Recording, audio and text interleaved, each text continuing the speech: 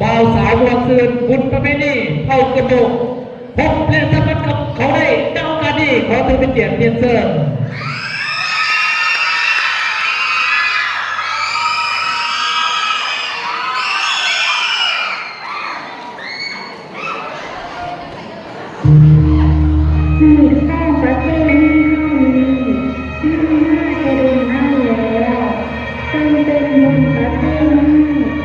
สื่อสารกันมากของคนไทยจริงแท้หลายวันเดือนผ่านเป็นหันเปลี่ยนตามฤดูกาล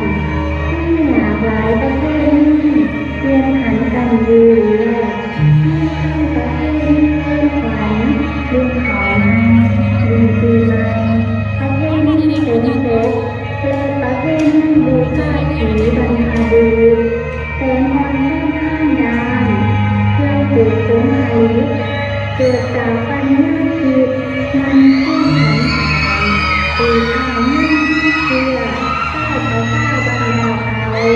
ยิ่งโตปีให้ต้นเตาก่อนทำเอาปีใหม่ข้าว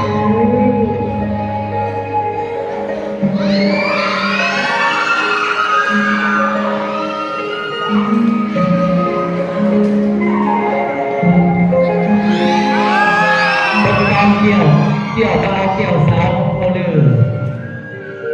ว่าน่าจะรวมดีจังหน่อยเด้อเพราะใจหมวกกันเด้อ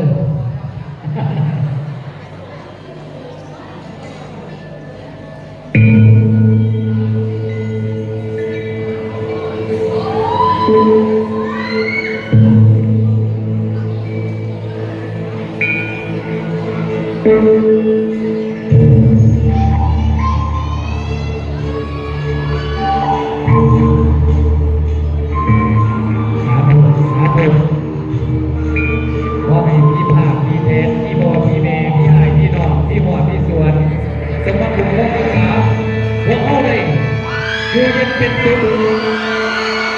มาแล้วมาแล้วมาแล้วผีนี่เป็นผีแม่นี่เด้อต้นเขาไม่ได้ออกกลับก่อนต้นเขาไม่ได้ออกเรื่องนี้งัว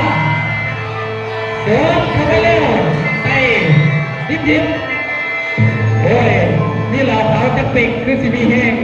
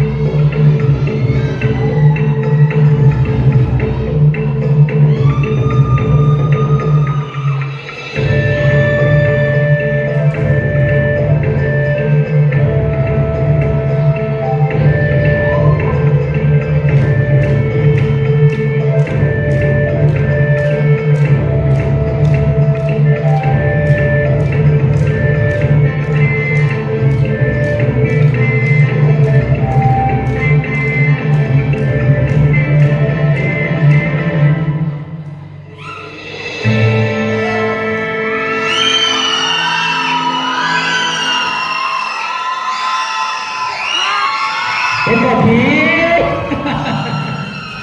โอ้ยขอเสียงปรบมือ